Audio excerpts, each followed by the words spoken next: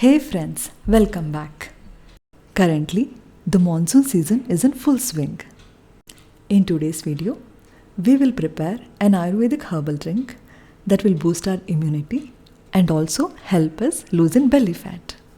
Those with thyroid, PCOS, diabetes, and arthritis can really benefit from this herbal drink as it is safe to be consumed by anyone.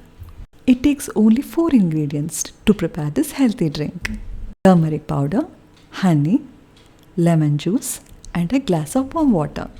Let's start. First, take a warm water in a glass. Add 1/4 teaspoon of organic turmeric powder. Next, squeeze a half a lemon juice into the water.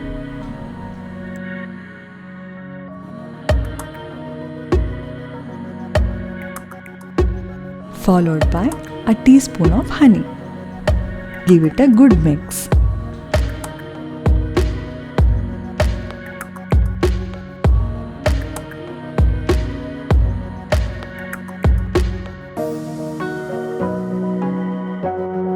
There you go.